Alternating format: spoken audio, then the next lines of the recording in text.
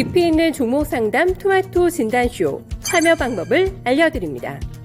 첫 번째, 전화 참여. 02-325-8200번으로 전화하셔서 궁금하신 종목과 매수가, 비중을 말씀해주세요. 두 번째, 유튜브로도 실시간 참여가 가능합니다. 유튜브 검색창에 토마토 증권통을 입력하세요. 실시간 스트리밍으로 방송도 직접 보실 수 있고 종목 진단도 가능합니다. 이때 좋아요와 구독은 필수겠죠? 세 번째, 증권통 참여. 모바일 어플리케이션 증권통을 다운받아 증권통 TV에 들어가서 아자아자란에 글을 남겨주세요. 최고의 전문가들이 함께하는 토마토 진단쇼. 여러분의 많은 참여 바랍니다.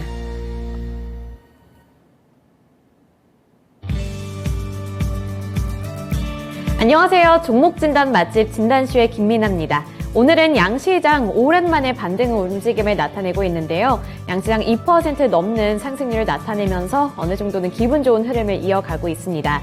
우선 미국에서는 9월에 제조업 PMI가 50.9포인트를 기록하게 되면서 전월치와 예상치 대비 하락세를 나타냈는데요. 연준의 금리 인상 기조 움직임 때문에 대출 비용이 오르면서 소비자 수요 감소로 이어졌기 때문입니다. 8월에 소비자 물가 그리고 생산자 물가가 모두 정점을 통과했을 수 있겠다는 이런 의견이 나오고 있는 상황인데요. 이에 따라서 간밤에는 미국 증시도 일제히 상승한 가운데 그 영향권에 우리나라 증시도 함께 들어가 있는 그런 모습입니다. 하지만 지금까지 이렇게 소비자 물가 둔화의 가장 큰 원인이 됐던 게 에너지 가격의 하락이었기 때문에 이제는 국제 유가를 좀 눈여겨보셔야 될 것 같은데요. 이번에 오펙 플러스 쪽에서는 대규모 감산 계획을 검토하고 있다는 소식을 전해왔습니다. 이에 따라서 국제 유가가 다시 한번 오름세를 나타낼 수 있다는 전망이 제기되고 있으니까요. 국제 유가가 오르게 된다면 다시 한번 인플레이션도 치솟을 수 있다는 점 염두에 두시면서 투자 계획을 세워보셔야겠습니다. 네, 오늘도 두 분의 전문가님들과 함께 할 텐데요. 오늘은 이재필 전문가 그리고 부자왕 전문가님과 함께 하니까요. 고민되는 종목이 있다면 종목명과 매수 단가, 보유 비중, 고민과 함께 댓글창에 남겨주시고요. 또 하단에 있는 번호로 언제든 전화 문의도 받고 있다는 점 기억해 주시길 바랍니다.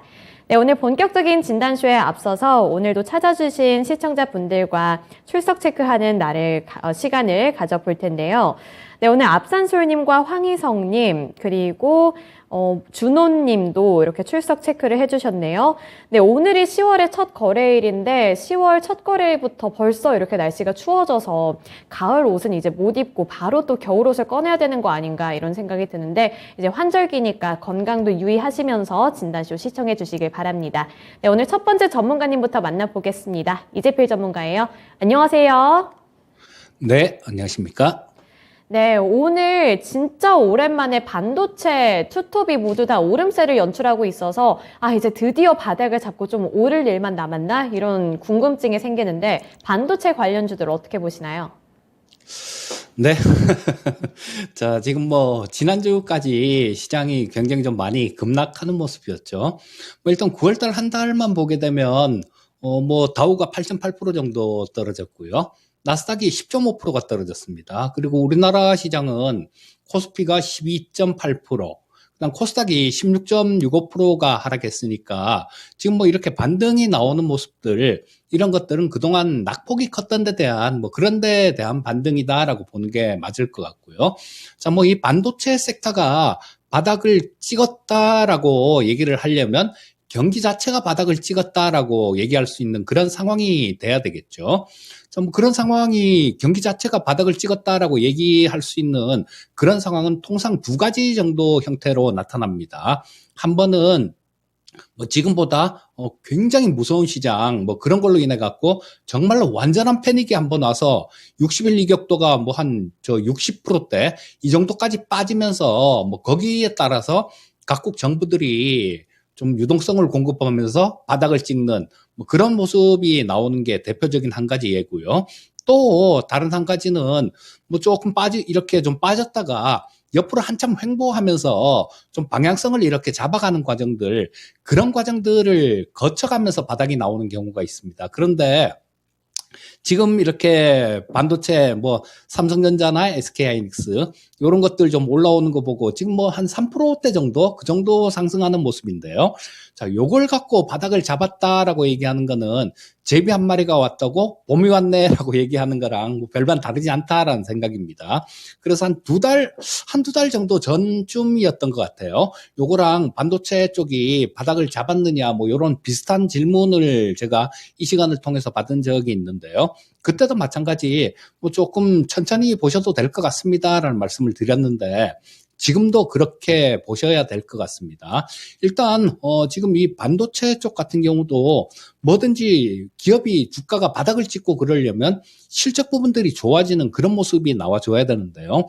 지금 저 미국하고 중국하고 이쪽에 완전히 전쟁 상태죠. 총만 안 들었다 뿐이지. 자, 이쪽에서 뭐 싸움하는 그 결과 로 지금 우리나라 같은 경우는 이 반도체 수요가 좀 많이 줄어들 수 있는 그런 상황이죠. 어쩌면 뭐 이 중국 시장 쪽에 대한 뭐 그런 부분들이 상당히 좀 많이 이렇게 매출 규모가 줄어들 수도 있는 상황입니다. 그러니까 뭐 현재 상태에서 이 반도체 쪽이 바닥을 찍었다 이렇게 얘기하기는 좀 어렵고요. 자, 전체 시장하고 같이 보셔야 될 것 같은데요. 일단 10월달 시장 같은 경우는 뭐 반도체 쪽도 마찬가지 전체 시장에 따라서 뭐 좀 더 움직일 테니까요. 자, 지금 10월달 시장 같은 경우는 저는 9월달보다는 좀 나으리라는 생각입니다. 왜냐하면 지금 저 10월 달은 저 중간 선거가 11월 달에 있죠. 그래서 보통 보면 이 집권 여당 쪽들 이런 쪽들은 중간 선거가 있기 전에는 뭐 어느 정도 그 표를 의식하는 거겠죠. 시장 내에서 약간 친화적인 그런 정책을 취하는 경우가 되게 많습니다. 그래서 지금 11월 7일이 중간 선거니까요. 지금 연준 의원들이 지난달까지 9월 달까지는 굉장히 매파적인 그런 얘기를 많이 했었죠. 그런데 이런 부분에 대해서도 제 생각에는 바로 다음 달이 선거가 있으니까요. 어느 정도 발언에 대한 그 수위는 어느 정도 조절할 가능성도 있다라는 생각입니다. 그리고 보통 중간 선거가 있는 해 10월 달 이때는 거의 대부분이 좀 반등을 하는 모습이었어요. 자, 그런 모습들을 본다라면 일단 아주 특별한 그런 악재만 없다라면 시장은 어느 정도는 좀 안정되는 그런 모습이 나올 수 있을 거다라고 보시면 좋을 것 같고요. 반도체 관련주들, 뭐 반도체 섹터들도 이 시장이 어느 정도 같이 반등이 나옴에 따라서 같이 어느 정도 보조는 맞춰서 움직일 수 있겠다.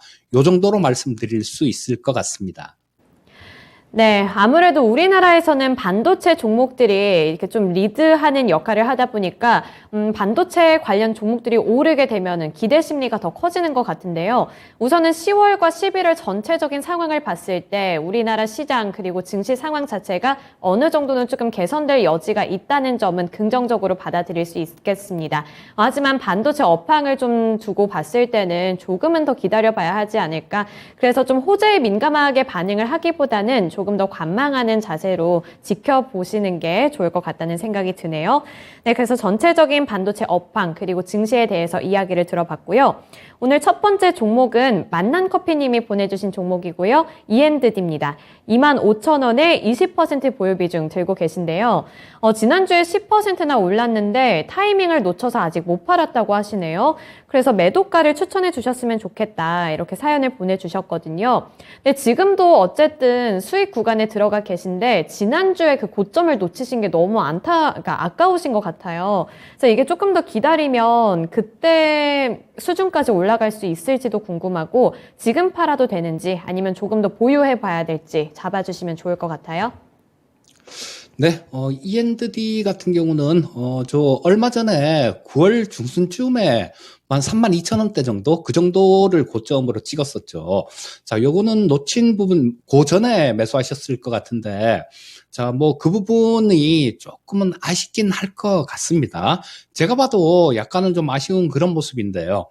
자, 뭐 요게 기술적인 부분들 그런 부분들을 조금 살펴본다라면 보시면 그 직전 고점이 여기 32,500원 정도를 기록했었죠. 그리고 그 가격대는 이쪽에서 작년 11월 달에도 한참 옆으로 기었었고요. 또 저 12월 달에도 잠깐 고점을 찍은 그런 자리가 있었습니다. 그랬다가 쭉 밀리는 모습이 나왔다가 다시 3월 달부터 상당히 좀 힘을 내는 모습이었는데, 그때도 마찬가지 반등 나오는 과정에서 32,000원 근처 정도, 그 정도에서 조금 저항을 받는 모습이었어요. 그랬다가 또 마찬가지로 9월 달에 거기를 그 가격대에서 뭐 한 32,000원대를 두 번 정도나 이렇게 찍는 모습이 나왔습니다. 자, 그랬다라면 이쪽에서는 여기서 매수하신 분들, 그리고 여기서 매수하신 분들, 여기서 매수하신 분들 다들 어떻게 생각하고 있겠습니까? 굉장히 많이 고생을 시켰죠. 자, 이분들 같은 경우는 이 주가의 움직임을 보면서 야, 이거 32,000원 근처에만 오면 빠지더라, 그런 생각들을 분명히 하고 계실 거예요. 자, 그렇다면 이분들의 마음속에는 뭐 32,000원 근처나 뭐 3만 원 좀 넘어가면 내가 어느 정도 일단 좀 정리를 해봐야 되겠다라는 그런 생각을 갖고 있겠죠. 자, 그래서 그 가격대는 한참 이렇게 몇 번씩 이렇게 좀 찍었던 자리, 그런 자리 같은 경우는 이런 이유로 저항선 역할로 작용을 합니다. 자, 그래서 지금도 마찬가지로 보셔야 될 것 같아요.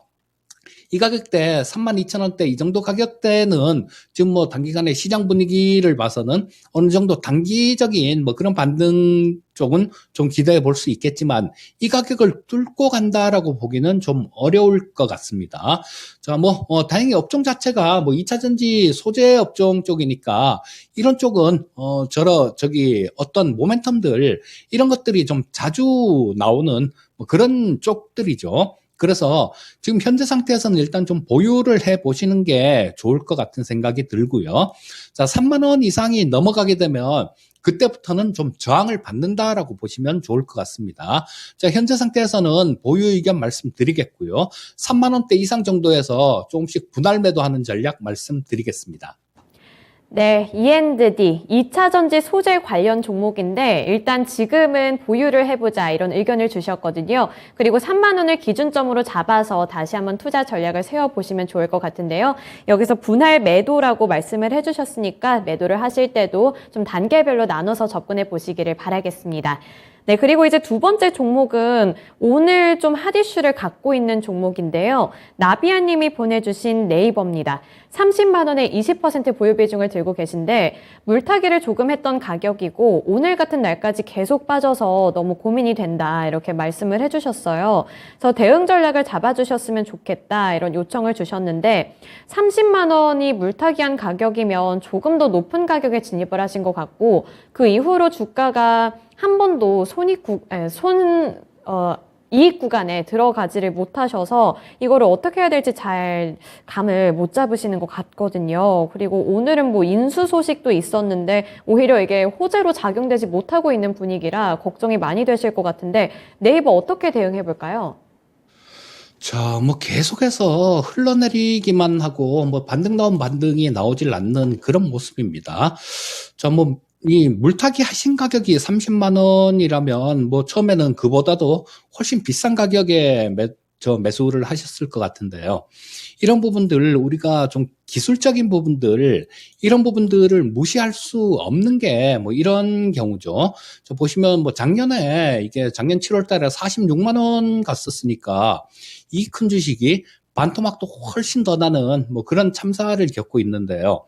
자, 여기 일단 주봉상으로 한번 놓고 보시면 항상 그런 게 있습니다. 보면 뭐 그 전에 있던 의미 있는 자리들, 이런 것들을 깨는 그런 모습이 나오면 그때는 뭐 손절을 조금 고민을 해 보셔야 되는데 조금 너무 좀 주식을 방치를 하신 거 아닌가 싶은 그런 안타까운 생각도 좀 듭니다. 자, 보시면 이 가격대가 여기 보시면 여기가 한 30만 원대 근처에서 막 한참 이렇게 왔다 갔다 하면서 거래가 된 그런 자리가 있죠. 그러고 난 다음에 이때는 시장이 한참 좋을 때 막 뚫고 갔다가 그 다음에 이 지지받은 자리가 바로 이 자리에서 바로 지지를 받는 그런 모습이었죠. 자, 그리고 이때쯤 돼서 보게 되면 추세 자체가 완전히 다 무너진 그런 모습이었습니다.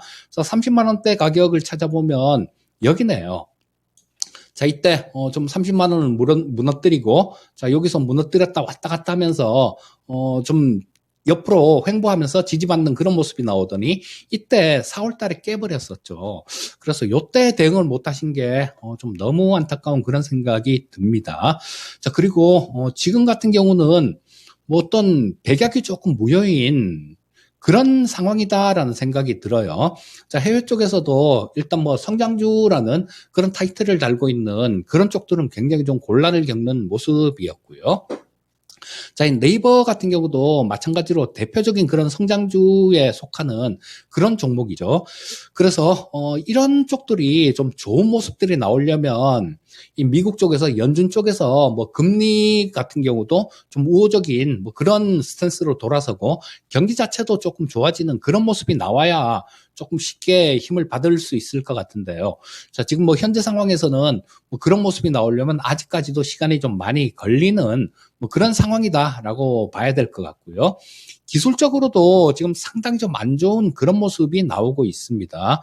자, 보시면 이쪽에서 30만 원 깬 자리, 자, 그 자리가 조금 맥점이었었고요. 또 하나는 여기였었죠. 자, 22만 5천 원대 정도. 자, 그 가격대도 상당히 좀 중요한, 여기서 한참을 행보를 했으니까요. 중요한 가격이었었고, 또 여기서 한참을 행보를 했었죠. 그리고 깨고 내려가는 모습이었습니다. 자, 지금 현재 상황도 조금 하락 추세 선상에 있는 그런 모습인데요. 자, 오늘 거래량을 보시면 굉장히 큰 거래량이 터지고 있습니다. 그리고 음선 또 이렇게 크게 나오고 있는 그런 상황이에요. 자, 뭐 아직까지 기관 외국인들의 수급은 나오지는 않습니다만 시장을 이렇게 거래량이 이렇게 많이 터지면서 이렇게 강하게 음선을 뿜어낼 수 있는 이런 것들은 아마 기관이나 외국인 쪽에서 매도 물량이 나왔다라고 볼 수 있을 것 같아요. 자, 그래서 조금 좀 어떻게 뭐 어느 정도 10% 정도나 뭐 그 정도 아무리 많아도 뭐 한 15% 정도 이내에 있다라면 어떻게 대응해 볼 수 있는 방법 자체가 좀 있을 수 있는데요. 자, 지금 뭐 현재 같은 경우는 매수하신 가격하고 차이도 너무 나기 때문에 어떻게 뚜렷하게 대응할 수 있는 방법은 조금 없을 것 같고요. 자, 제가 드릴 수 있는 얘기는 이게 또 뭐 경기라는 것도 왔다 갔다 하고 시장 정책이라는 거, 정부의 정책이라는 것도 마찬가지로 왔다 갔다 합니다. 그래서 지금 이거를 뭐 어떻게 한다라는 거, 이 부분은 안 될 얘기고요. 또 지금 뭐 30만 원에 20%나 보유하고 계시니까 이거를 더 이상 추가를 매수해서 비중을 늘리는 거, 그것도 안 될 일입니다. 자, 그래서 현재 상태에서는 그냥 일단은 좀 기다려 보시고요. 자, 이게 뭐 또 대표 종목이기 때문에 뭐 어떻게 잘못되거나 그렇진 않을 겁니다. 그래서 이 사이클이 지나면 또 한번 반등하는 뭐 그런 사이클이 올 테니까, 자, 지금 현재 상태에서는 조금 없는 주식이다 생각을 하시고요. 조금 이렇게 좀 잊어버리고 기다려 보시는 게 좋을 것 같고요. 그리고 그 반등이 나오는 과정들, 그 과정에서도 마찬가지로 이런 가격대, 여기 22만 5천 원 정도죠. 이 가격대가 저항선으로 작용을 할 거고, 또 그걸 돌파를 한다고 하더라도 여기 27만 원대가 저항선이 있고요. 또 30만 원대가 또 저항선이 있기 때문에 뭐 그 부분은 조금 체크를 잘 하셔야 될 것 같습니다. 하지만 이런 모습이 나오려면 시간이 좀 많이 걸릴 거기 때문에 당분간은 일단은 뭐 그냥 좀 잊어버리고 그냥 들고 가보시는 게 좋지 않을까 싶은 생각이 들고요. 현재 상태에서는 뭐 어쩔 수 없는 상황인 것 같습니다. 보유 의견 말씀드리겠습니다. 네, 네이버 관련해서 황희성 님도 지금 댓글을 남겨주셨는데 네이버 내다 버리고 싶다고. 네, 네이버 주가 자체를 보니까 진짜 너무 많이 주가가 많이 밀렸고 그리고 탄력을 전혀 받지를 못하니까 정말 애물단지 같다는 생각이 드네요.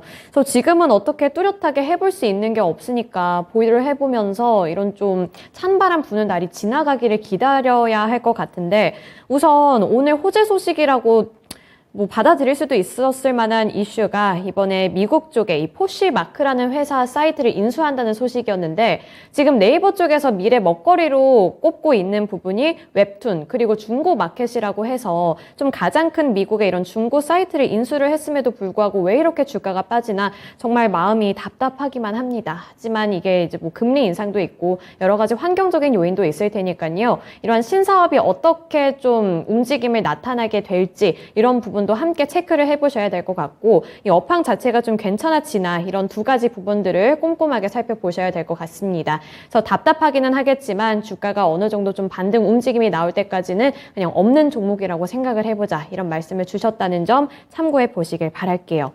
네, 그리고 이제 세 번째 종목은 구리구리 너구리 님이 보내주신 삼성화재고요. 18만 9천 원에 30% 보유 비중 들고 계십니다. 그래서 이 삼성화재가 경기 방어주이고 배당주여서 주가 움직임이 재미없었어도 들고는 있었는데 그래서 비중도 한 5% 정도씩 더 늘렸다고 하시네요. 근데 이제 9월 마지막 장에서 하락세가 나타나서 너무 걱정이 된다고 하시는데 그냥 오늘이라도 현금화를 시켜야 될지 아니면 조금 더 기다렸다가 배당까지는 챙겨서 나와야 될지 이 두 가지 부분에서 고민이 된다고 하시거든요. 어떻게 해봐야 될까요? 자, 일단 뭐 최근 시장에 비하면 이 삼성화재 같은 종목들은 뭐 상당히 좀 뭐 선방했다 뭐 이렇게 표현을 해야 될 것 같습니다. 자, 뭐 지금 시장 자체는 전저점 그러니까 뭐 올해 작년부터 시작해서 계속 줄줄이 하락을 하는 모습이고 지금 같은 경우는 지난주에 신저가를 기록한 그런 모습이었죠. 근데 뭐 금리 인상 관련되는 뭐 그런 조금 수혜도 있을 수 있다라는 그런 내용들 때문에 좀 잘 버틴 그런 종목이에요. 자, 그리고 지금 뭐 현재 상태에서는 우리 시청자님께서 잘 보신 것 같습니다. 현재 시장이 뭐 어떤 주식을 사서 크게 좀 수익을 내보겠다라고 덤비게 되면요. 이게 잘못하면 크게 고생을 하는 경우가 많습니다. 자, 뭐 지난주 그 전주에도 대표적인 모습들이 좀 나타났었죠. 뭐 그 전까지만 하더라도 잘 버티고 굉장히 좀 견조했던 그런 종목들이 하루에 두 자릿수씩 이렇게 두들겨 맞는 것들, 이런 것들을 보셨을 겁니다. 그래서 뭐 전체 시장이 어느 정도 추가로 만든 가능성은 있다라고 봅니다. 뭐 하지만 이게 추세 자체를 이렇게 돌려서 가는 그런 모습은 아닐 거다라는 생각이에요. 자, 그렇다면 조금 안정적으로 삼성화재 같은 경우는 좀 들고 있을 수 있는 그런 종목이다라고 볼 수 있을 거고요. 자, 지금 뭐 현재 이 삼성화재 같은 경우는 뭐 1년에 그 배당을 한 12,000원 정도, 그 정도, 작년에 그 정도 배당을 했죠. 뭐 올해 같은 경우도 뭐 그 정도 수준이거나 아니면 그거보다 약간 많은 그 정도 수준이 아닐까 싶은 생각이 들어요. 자, 그렇다면 지금 이제 10월 달이잖아요. 배당 투자 지금부터 슬슬 시작하셔야 될 때입니다. 그래서 지금 뭐 현재 상태에서 그냥 던지고 나갈 이유는 없다라는 생각이고요. 자, 조금 이게 시간이 지나면 지날수록 그리고 시장이 조금 어려워지면 어려워질수록 이런 것들은 좀 배당 관련주들 이런 것들은 이 부각이 될 가능성이 상당히 높습니다. 자, 그래서 이 고배당 주식들 같은 경우는 뭐 지금이 좀 저점을 통과하고 있는 그런 구간일 가능성이 굉장히 높아요. 자, 그래서 뭐 일단 뭐 이 삼성화재 같은 경우도 보유를 하고 계십사 하는 말씀을 드리고 싶고요. 기술적으로도 마찬가지죠. 자, 3월 8일 날 17만 원대 요 정도를 기록했습니다. 그랬다가 7월 달에 또 그 근처까지 빠졌다가 최근에 지난주 금요일 날 좀 빠지면서 그 근처까지 밀린 모습이에요. 자, 그래서 뭐 바닥권 근처까지 좀 올라왔다라는 생각이니까 현재 상태에서는 보유 의견을 말씀드리겠고요. 다만 이게 삼성화재가 뭐 한 20만 원이 좀 넘어가면 그때는 조금 저항이 있을 것 같아요. 자, 그래서 일단 뭐 지금 현재 상태에서는 매도하시고 그럴 이유는 없다라는 판단이고요. 자, 일단 뭐 20만 원이 넘어간다라면 그때는 우리 시청자님 비중이 뭐 한 30% 정도 되니까 작은 비중은 아닙니다. 자, 현재 상태에서는 보유 의견 말씀드리겠고 20만 원 이상 정도에서는 한 절반 정도는 정리하고 절반만 들고 가는 전략을 말씀드리겠고요. 또 그 20만 원 이상에서 매도했던 부분들이 뭐 현재 가격대 19만 원 근처 정도나 이까지 연말 전에 빠지는 모습이 나오면 그때 다시 들어가 볼 수도 있는 부분들이 있으니까 현재 상태에서는 보유 의견 말씀드리겠고 20만 원 이상에서는 절반 정도 정리하고 나오는 전략을 말씀드리겠습니다. 삼성화재 관련해서 일단 보유 의견 주셨습니다. 그리고 중요한 구간이 이제 20만 원 구간이 될 것 같은데 그 이상으로 넘어갔을 때는 절반 정도 비중을 축소해보자 이런 의견을 주셨거든요. 그래서 삼성화재 고민된다고 하셨는데 잘 참고하셔서 투자 플랜에도 반영해 보시길 바랄게요. 그리고 삼성화재 이야기를 하면서 이제 전문가님이 10월 정도 됐으니까 이제는 슬슬 배당 투자도 생각을 해봐야 한다 이렇게 팁을 주셨다는 점 이 부분까지 함께 잘 고려해 보시길 바랄게요. 네, 그리고 이제 다음 종목은 장학래 님이 보내주신 코리아센터입니다. 코리아센터 8,000원에 20% 보유 비중 들고 계신데요. 굉장히 고점에 진입을 하신 것 같아요. 지금 보면 몇 개월 동안 들고 계셨는데 8,000원이면 거의 고점에서 매수를 하시고 그 다음부터는 주가가 정말 무섭게 빠졌다가 심지어 이렇게 좀 어느 정도 손실을 메꾸고 나올 수 있는 이 시점도 잡지를 못하셔서 추가 매수를 하려는 전략을 고민 중이신 것 같은데 주가가 좀 많이 빠지긴 했거든요. 추가 매수하는 게 더 괜찮을까요? 일단 뭐 추가 매수는 좀 반대 의견을 말씀드리고 싶습니다. 보유하고 계신 게 20% 정도 수준이니까 그 비중도 작지는 않은 상황이에요. 그리고 이 코리아센터가 지금 시가총액이 한 5,600억 정도 되는 그런 기업입니다. 그런데 뭐 올해 같은 경우는 작년보다는 좀 많이 실적 부분들이 증가되는 그런 모습은 나오고 있어요. 뭐 작년 2분기에는 57억 정도가 영업이익이 났는데 올해는 115억 정도가 나고 있으니까 뭐 그런 부분들은 조금 좀 플러스 요인이 될 수 있겠지만 또 별도 기준으로 놓고 보면 이 올해 2분기 같은 경우는 10억 정도밖에 영업이익이 나오질 않습니다. 그러니까 자회사 쪽에서 이렇게 올라온 그런 실적이다라고 보셔야 되겠죠. 자, 그렇다면 지금 5,600억이라는 주가가 이게 과연 추가 매수를 20% 이상 실을 정도로 추가 매수가 가능할 정도로 그렇게 매력 있는 주가 수준인가 이 부분을 한번 생각을 해보면 좀 아니다라는 생각이에요. 그래서 일단 뭐 추가 매수는 조금 반대 의견 말씀드리겠고요. 자, 지금 현재 그렇습니다. 우리 투자자들이 흔히 하는 실수 중에 뭐 그런 게 있어요. 어떤 종목이든 간에 그 종목에서 손해를 본 거, 그 종목에서 복구를 하려고 그러다가 물 타고 그러다가 뭐 어떻게 손도 못 쓰는 그런 상황에 처하는 경우가 많은데요. 이런 경우는 일단 뭐 추가 매수는 조금 자제하시고요. 자, 지금 뭐 추가 매수를 하시고 싶다라는 게 평균 단가를 낮춰서 빠져나오고 싶다라는 그런 얘기실 겁니다. 자, 똑같으니까 다른 종목에서 좀 수익을 낼 생각을 하시고요. 예를 들어서 뭐 A라는 종목을 다른 종목을 매매를 하셔서 거기서 100만 원이 수익이 나오면 이거 코리아센터를 50만 원 손해 보는 정도 그 정도 같이 빠져나올 수 있는 거니까 자, 그런 방법으로 한번 방법을 찾아보시고요. 현재 상태에서는 주가 수준 자체도 그렇게 싼 건 아니고 비중 자체도 20% 이상 실으시면 곤란합니다. 그래서 뭐 현재 상태에서 추가 매수 의견은 말씀드리지 않겠고요. 그럼 반대 의견 말씀드리겠고 오히려 보시게 되면 급등락을 굉장히 많이 하는 그런 종목이에요. 자, 보시면 이때 6월 달에 4,300원 찍었다가 지금 같은 경우는 거의 뭐 4,600원 정도 그 정도에서 바닥을 찍고 조금 반등 시도를 하는 모습인데요. 자, 뭐 이런 것들이 반등이 조금 나오는 구간들이 있는데 자, 여기서 만약에 조금 탄력 있는 뭐 어떤 재료 같은 게 나올 수도 있는 거니까요. 그런 모습이 나오면 지금 뭐 한 5,500원 이상 정도 그 정도에서는 조금 저항을 받을 수 있는 오히려 뭐 그런 자리가 있습니다. 그래서 뭐 이쪽 한 5,500원 정도 그 정도 수준까지 주가가 올라가게 되면 다른 종목들 보유하고 계신 것들 뭐 그런 것도 있겠죠. 뭐 그러면 그쪽에서 수익 난 게 있으면 그거랑 조금 빠져나오면서 오히려 비중을 좀 줄이는 전략을 말씀드리겠습니다.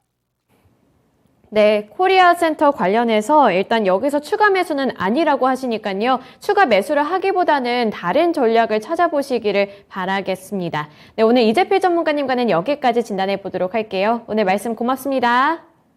예, 감사합니다. 네, 오늘 반등 움직임이 나타나고 있는 이 시장 속에서 오늘도 이제 다양한 종목들 진단을 해드렸습니다. 이제 두 번째 전문가님과도 종목 진단 계속 해드릴 예정이니까요. 고민되는 종목들이 있다면 종목명, 매수 단가, 보유 비중, 고민과 함께 댓글창에 남겨주시면 되고요. 또 하단에 있는 번호로 전화 문의도 받고 있다는 점 기억해 주셨으면 좋겠습니다. 네, 그리고 두 번째 전문가님 뵙기 전에 일단 국제 유가 이야기를 조금 더 해보고 싶은데요. 오늘로써 WTI 가격은 83달러 수준을 기록을 했고요. 브렌트유도 88달러 선을 기록을 하고 있습니다. 하지만 앞서서 제가 말씀을 드렸던 오펙 플러스 쪽에서 감산을 한다는 소식 때문에 국제 유가가 다시 한번 100달러 선까지 오를 수 있다는 월가 쪽의 전망이 나왔기 때문에요. 이러한 국제 유가 관련해서 좀 면밀하게 살펴보셔야 될 것 같은데 이 부분 항상 기억하시면서 주가 흐름도 잘 체크해 보시길 바라겠습니다. 네, 이제 두 번째 전문가님 만나볼 텐데요. 오늘 두 번째 전문가님은 부자왕 전문가님입니다. 안녕하세요. 네, 반갑습니다. 부자왕입니다. 네, 오늘은 시장이 좀 그래도 강하게 움직이고 있어서 시청자분들도 좀 마음이 편하실 것 같은데 우선 오늘 첫 번째로 진단해볼 종목은 정한님이 보내주신 알테오젠입니다. 알테오젠 45,000원에 30% 보유 비중 들고 계신데요.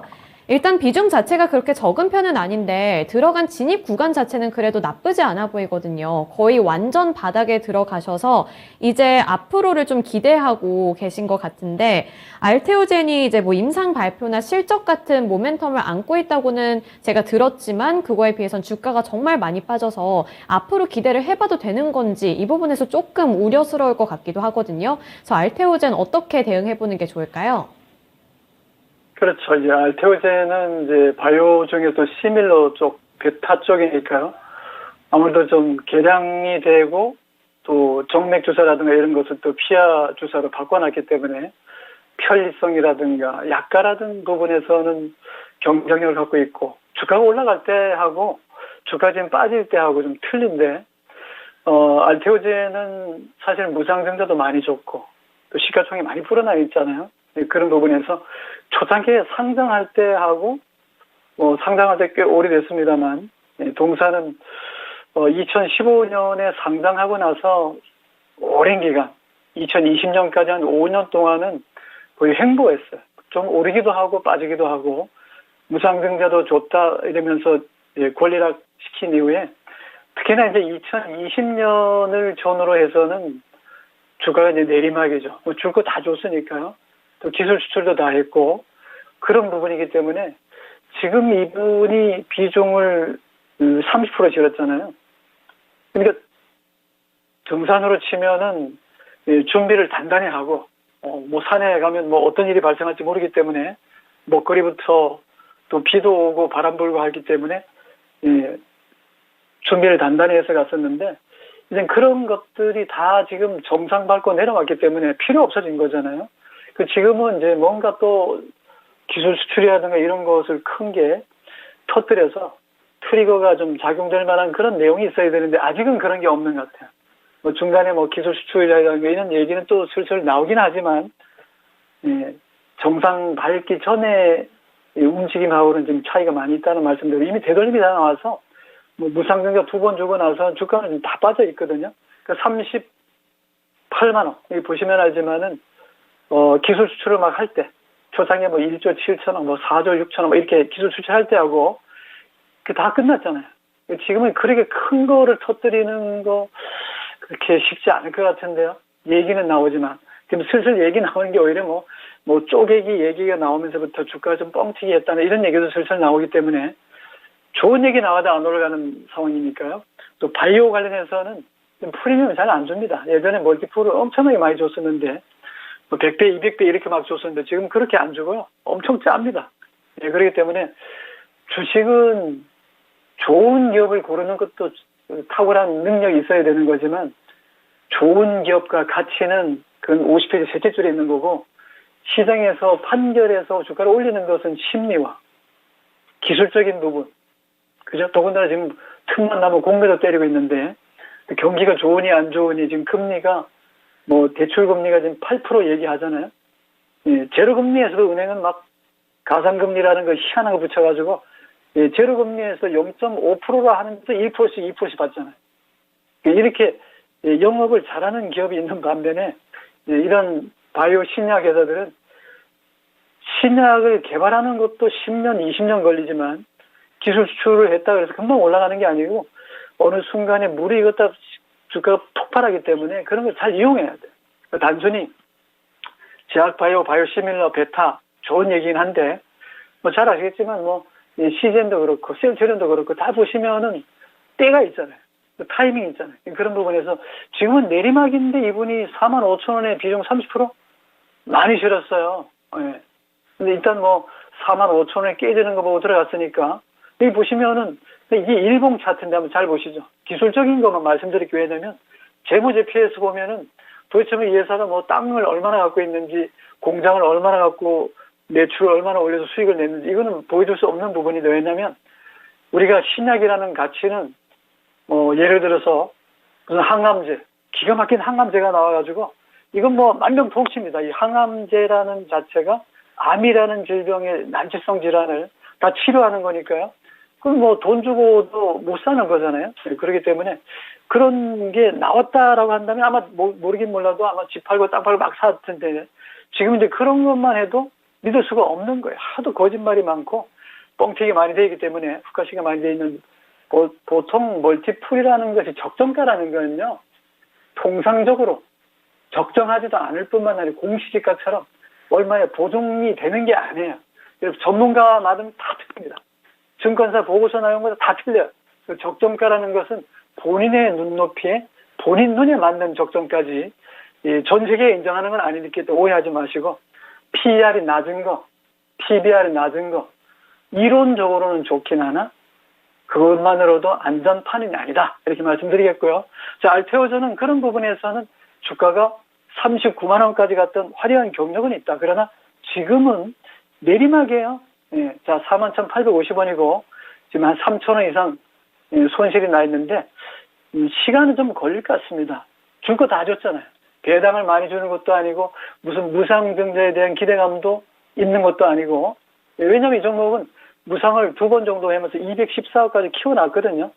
재무제표상으로 봤을 때는 한번 볼까요?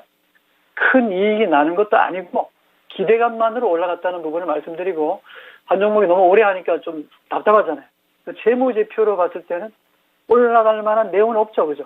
예. 보시면은 뭐 시달같잖아요. 적자 투성이잖아요. 올해도 적자가 날 것 같고. 자, 기술 들어갑니다. 일단은 41,600원인데 이분은 비중이 30% 실었어요. 더 이상 비중 확대는 제가 볼 때는 필요하지 않다고 보고 리스크 관리가 필요해 보이는데요. 41,500원이라는 것은 지금 현재 저점이잖아요. 그래서 하방문은 열려 있고 상방문은 닫혀 있거든요. 조심할 필요가 있다 말씀드리고 4만 원이 깨지거나 지금도 계속 팔아야 되는 의견이고요. 저도 그렇게 생각하고 반등이 들어오면 비중을 좀 줄여주는 게 좋지 않을까. 4만 5천 원이나 이 5만 원 언저리 이 자리는 너무 과대하게 주가가 빠졌다는 부분에서 반발은 들어올 수 있는 자리입니다. 그러니까 4만 5천 원이든 5만 원 정도에 오거든 비중을 3분의 1 또는 절반 정도 줄여놓는 게 좋지 않을까 생각하고 지금도 파는 자리지 특히 주린이 같은 분들은 이렇게 많이 떨어졌다 그래가지고 아이고 7만 5천 원짜리가 4만 1천 원 세일하네 이렇게 사면 안 돼요. 올라갈 때 사고 올라가면서 팔고 나와야지 떨어지는 거 누구처럼 계속 같이 주라 그러면서 사면 고생 바가지로 하니까요. 센 고생하기 싫으면 지금도 리스크 관리해야 된다. 저는 지금도 파는 의견이지 뭐 비중 확대 물타기 이런 건 용납이 안 된다는 자리고 저는 반등시 매도 의견 드리겠습니다. 네, 생각보다 알테오젠이 안고 있는 리스크를 조금 더 크게 보셨네요. 그래서 알테오젠은 리스크 관리를 좀 열심히 하셔야 될 것 같은데, 그래서 여기서 뭐 추가 매수나 이런 것보다는 반등이 나왔을 때 어느 정도 좀 정리를 해보셨으면 좋겠습니다. 이렇게 제약 바이오주들은 뭐 항암제 관련해서 여러 가지 임상 소식, 그리고 모멘텀이 될 만한 이슈들이 쏟아져 나오기는 하지만, 그게 정말로 뚜렷한 주가 움직임으로 이어지는 게 가장 중요하잖아요. 네, 그러한 부분에서 리스크가 확실히 있을 수 있다는 점 염두에 두시면서 투자 판단을 잘 해보셨으면 좋겠습니다. 네, 이렇게 알테오젠 관련해서 진단을 해드렸는데 댓글 보니까 마그마님 연휴 동안에 접촉사고가 있으셨던 것 같아요. 그래도 병원은 한번 가서 진단을 꼭 받아보셨으면 좋겠어요. 혹시 모르니까 그래도 많이 안 다치셨다고 해서 마음이 좀 놓이는데 잘 진단도 받아보셨으면 좋겠습니다. 네, 그리고 이제 다음 종목은 전화통화 연결인데요. 지금 바로 시청자님과 연결해 보겠습니다. 안녕하세요. 네, 안녕하세요. 네, 오늘 어떤 종목 들고 오셨나요? 네, 이렌텍이고요. 네. 16,700원에 20%입니다. 좀 부탁합니다. 네, 16,700원이면 이날 많이 빠질 때 진입을 하셨는데 왜 들어가신 걸까요? 이거 8월 초인지 들어갔을 거예요. 그때 이렌텍에 대해서 효자도 좋은 뉴스도 나오고, 네. 그래서 들어갔는데, 글쎄, 들어가가지고 좀 올라가긴 했다가 요즘 그렇게 빠지고 있네요. 네, 그러네요. 9월 들어서 많이 빠져서 좀 놀라셨을 것 같은데, 네네. 네, 그러면 이거를 손절할 걸 고민하고 계신 건가요? 아니요, 그냥 글쎄, 앞으로 무슨 거기 없으면 손절을 해야 되겠지만, 괜찮다면 들고 가려고요. 그럼 괜찮은 종목인지, 그리고 보유할지 또는 손절을 네. 하는 게 나을지 이 부분 네. 물어보도록 하겠습니다. 네. 네, 이렌텍 관련해서 8월 초 중순 이쯤에 이제 호재 소식을 듣고 진입을 하셨다고 하시네요. 근데 제가 알기로 이렌텍이 이 배터리 팩 업체로 알고 있는데 2차 전지로도 엮이고는 있지만 뭐 휴대폰 쪽으로 조금 더 많이 엮이는 것 같아서 그래서 이게 좀 2차 전지로 엮여도 탄력을 못 받는 건가 이런 생각도 들고 이게 들고 가도 괜찮은 종목인지 궁금하다고 하시는데요. 어떻게 보시나요? 자, 이렌텍. 일단 대주 한번 보면은 아마 이시성에다가 용자 돌림이더라고요. 네, 제가 봤을 때는 삼성과 조금 연관이 좀 있다라고 말씀드리겠고, 동종목은 사실은 이제 좀 질문하신 분도 잘 알고 있는 것 같아요. 휴대폰 부품 쪽 관련이긴 하지만 그보다는 성장 동력이라는 부분에서는 좀 기대치가 좀 크게 작용하고 있다 이렇게 볼 수 있는 거고요. 사실 이제 기업 내용은 전혀 문제 없어요.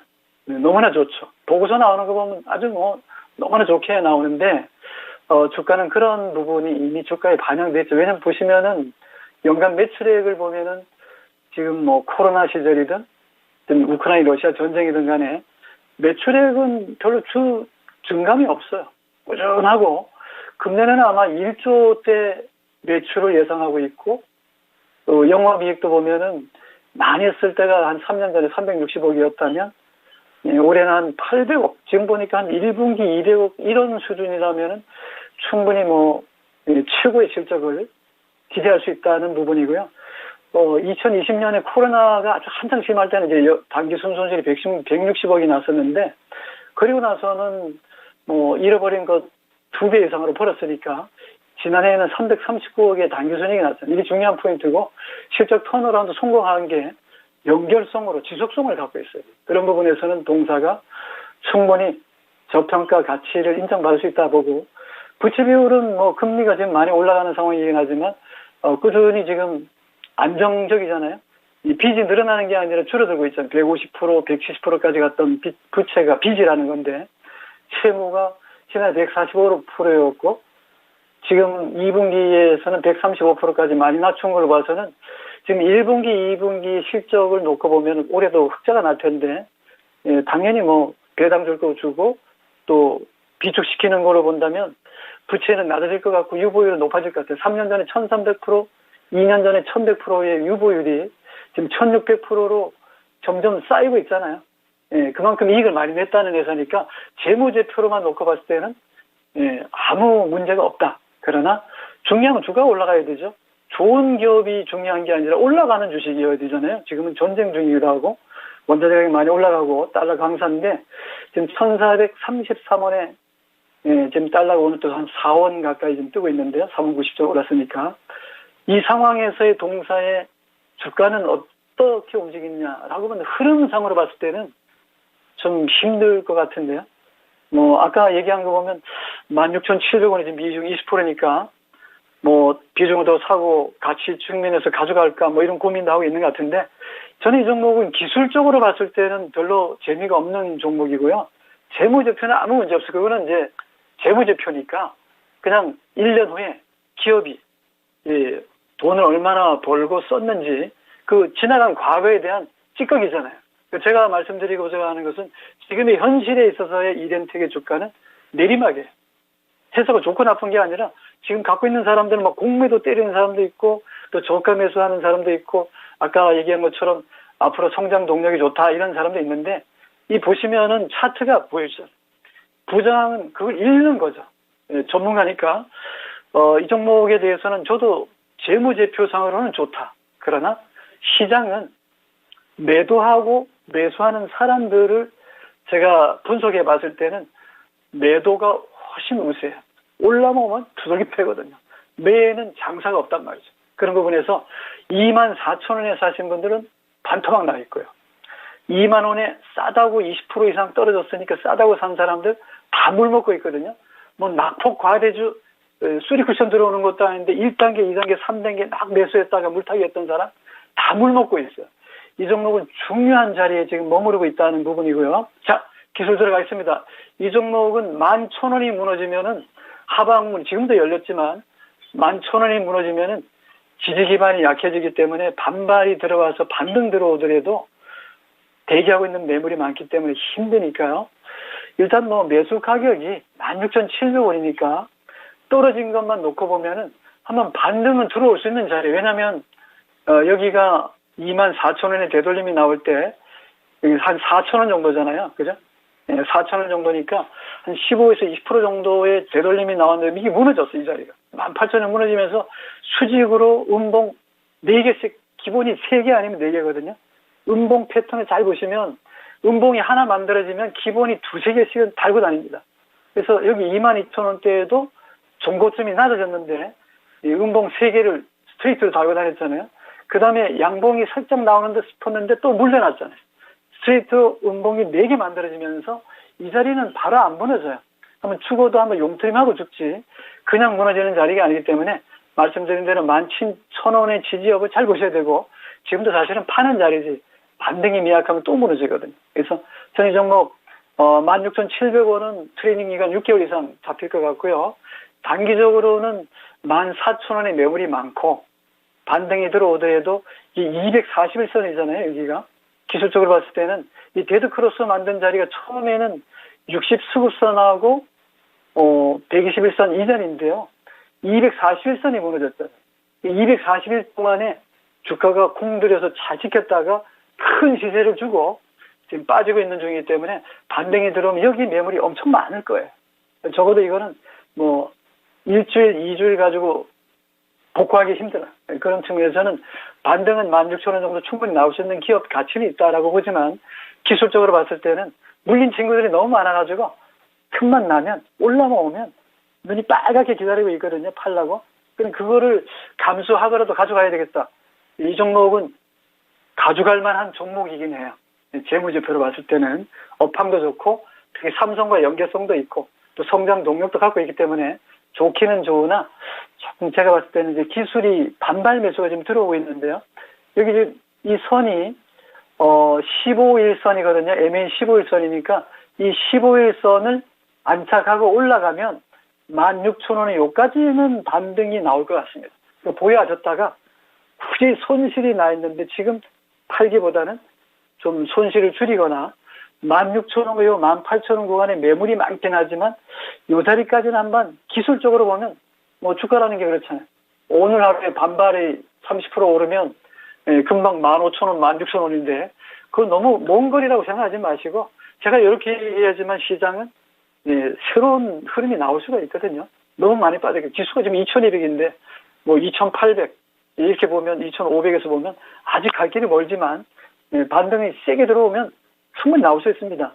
너무 제가 기술적으로 어렵게 설명했지만 지금 자리는 한번 기다려볼 만하다. 손절가는 11,000원대를 제시하지만 보유했다가 반등이 들어오는 자리에서 빠져나오는 전략이 좋지 않겠는가. 비중 더 설치는 마세요. 20%면 딱 됐습니다. 몸과 마음이 편한 자리이기 때문에 보유했다가 반등 나오면 파시라 이렇게 말씀드립니다. 네, 결론적으로 이제 정리를 해보자면 11,000원 구간이 손절 라인이다 이렇게 잡아주셨고요. 이제 단기적으로 봤을 때는 한 14,000원에서 16,000원까지는 노려볼 수 있겠다 이렇게 말씀을 해주셨어요. 네, 자세한 상담 감사합니다. 네, 이렇게 이렌텍 관련해서 진단을 해주셨는데요. 이렌텍이라는 기업 자체에는 문제가 없다고 말씀을 해주셨습니다. 그래서 이런 부분들은 그래도 마음에 안심이 될 것 같은데 그래서 만약에 여력이 된다면 조금 더 기다려보고 주가가 반등이 계속 나올 때까지 기다려볼 수도 있겠지만 그런 것보다는 어느 정도 기술적인 반등이 나왔을 때 손실을 최대한 메꾸고 나왔다가 다시 한번 생각해 보시는 것도 나쁘지 않겠다는 생각이 드네요. 그래서 참고해 주셨으면 좋겠습니다. 네, 그리고 이제 다음 종목 빠르게 넘어가 보겠습니다. 다음 종목은 조현영 님이 보내주신 아이패밀리 SC고요. 1,425원에 30% 보유 비중 들고 계십니다. 주가 자체가 많이 하락세를 나타내고 있는데 바닥 구간에 진입을 하신 것 같거든요. 그래서 마스크 해제와 리오프닝 이 두 가지 부분에 기대를 걸고 계신데 이 화장품주와 관련해서 전망과 진단 부탁드린다고 말씀을 해주셨어요. 그래서 오늘 전체적으로 화장품 관련 종목들이 오름세를 연출은 하고 있는데 이게 마스크 해제나 리오프닝 기대감 때문에 오르는 건지는 잘 모르겠거든요. 그래서 이 아이패밀리 SC 그리고 화장품 종목들 어떻게 보시나요? 네, 이 종목도 뭐 아무래도 리오프닝 얘기 나오면 반짝거릴 수 있는 종목이네요. 색재 화장품 쪽이고, 이 회사 최대 주주가 김태욱 씨로 돼 있네요, 그죠? 43% 지분을 갖고 있고, 아마, 연예인인 것 같은데, 자, 일단 좋습니다. 일단 관련해서는 동사가 지금 재무제표를 봤을 때는, 자본금이 20억이 43억이 된 거 보니까 무상증자 100% 줬네요, 그죠? 딱 보니까 나오는데, 매출액이 700억대고, 금년에 아마 900억 정도의 매출액이 좀 증가가 좀 빠르게 나오는 것 같은데, 이 컨센서스는 좋게 나왔어요. 영업이익도 100억이 넘어갈 것 같고, 당기순이익도 지난해 36억이면은, 제일 잘 나왔을 때 2020년에 80억 되니까, 80억 후반까지 나온다면, 제가 볼 때는 나쁘지는 않은 것 같아요. 재무제표도 그렇게 흠잡을 건 없고, 중요한 건 배당 이런 걸 기대할 수는 없는 종목이고, 단지 기술적으로 좀 들어가 봐야 되겠네요. 자꾸 이제, 마스크 해제라는 부분에서는 아무래도 이제 마스크에 감춰져 있던 부분을 좀 드러내놓고자 하는 분들은 이런 종목을 좀 찾을 수 있겠습니다. 색조 화장품 쪽이니까 매출은 그런 부분이 급증할 수 있거든요. 그러니까 1분기에 28억의 당기순이익, 35억 영업이익에서 나온 거 보고서는 작년 한 해 동안 영업이익이 56억대에서의 당기순이익 36억이었다면 벌써 이게 1분기, 2분기 상반기에 벌써 44억이면은 영업 활동이 수익이 상당히 좋거든요. 그런 부분으로 본다면 주가가 여기 보면 무상증자 권리락에서 주가가 반토막 났잖아요. 반토막 나서 지금 1650원이니까요. 사볼 만한 자리에 비중 30% 잘 실었어요. 그러니까 여기서는 보통 보면은 무상 권리락이 3만 원을 기준으로 본다면 예를 들어서 제가 설명드리는 거지만 종가가 3만 원이라 했을 경우에 무상 100%면 2분의 1 가격이니까요. 15,000원이 권리 가격이잖아요. 그죠? 15,000원에서 지금 만원대면은, 통상적으로 15,000원의 권리락 기준에서 보아서 30에서 50% 정도 빠졌다. 이거는 볼 거 없습니다. 계산할 필요도 없고, 저가 매수에 들어가시면 충분히 20, 30% 먹을 수 있는 종목입니다. 이 종목 30% 비중 잘 키워서 빠져나오는 자리이고, 겁먹지 마시고요. 제가 볼 때는 매물이 많은 자리는 13,000원에서 15,000원 자리예요. 충분히 지금 자리에서 20%, 30% 먹을 수 있는 자리라 보고 보유하고 있다가 리오프닝 얘기를 안 하더라도 이 종목은 오를 수 있는 종목이니까요. 과도하게 많이 팔아서 지금 주가가 너무 많이 빠졌으니까 꽉 붙들고 가면서 전쟁이 끝나든 또 변이 바이러스가 나온다 하더라도 이 종목은 오를 일만 남았으니까 손절가 제시하지 않겠습니다. 일단 보유 의견 제시하면서 고점 매도 전략, 수익 국대화 전략 잘 보유하시고 수익 많이 내세요. 네. 이번에 마지막 종목 그래도 긍정적인 코멘트를 들을 수 있어서 굉장히 좋은데 또 이 종목은 손절가를 잡아주지 않으셨네요. 그래서 앞으로가 더 기대되는 종목이라고 하시니까 리오프닝, 마스크 해제 등등 여러 가지 호재 소식이 나올 때마다 꼭 수익을 챙겨 가실 수 있으면 좋겠습니다. 네, 오늘 부장 전문가님과는 여기까지 진단해 보도록 할게요. 오늘 말씀 고맙습니다. 네, 고맙습니다. 네, 오늘도 여러 가지 종목들 많이 진단을 해드렸습니다. 일단 지금 시장 상황 간단하게 보면 그래도 다행인 건 오늘 하루 종일 상승세를 잘 이어나가고 있거든요. 그래서 코스피 시장도 그렇고 코스닥 시장도 여전히 강한 탄력을 받고 있습니다. 하지만 9월간의 낙폭이 너무나도 깊었던 터라 이제 10월에 얼만큼을 만회를 해줄 수 있을지 낙폭을 어느 정도로 회복할 수 있을지 이 부분이 관건이 될 것 같은데 그래도 10월의 첫 거래일 시작을 잘했으니까요. 첫 단추가 잘 꿰매졌다는 생각을 갖고 10월 한 달간 흐름이 좀 잘 이어나가졌으면 좋겠습니다. 네, 오늘 마무리도 잘 하셨으면 좋겠고요. 오늘도 진단쇼 시청해 주셔서 감사합니다. 네, 지금까지 투자 판단에 대한 도움 정보를 드렸습니다. 하지만 특정 종목의 상승과 하락을 보장하지는 않는다는 점 기억해 주시길 바랄게요. 고맙습니다.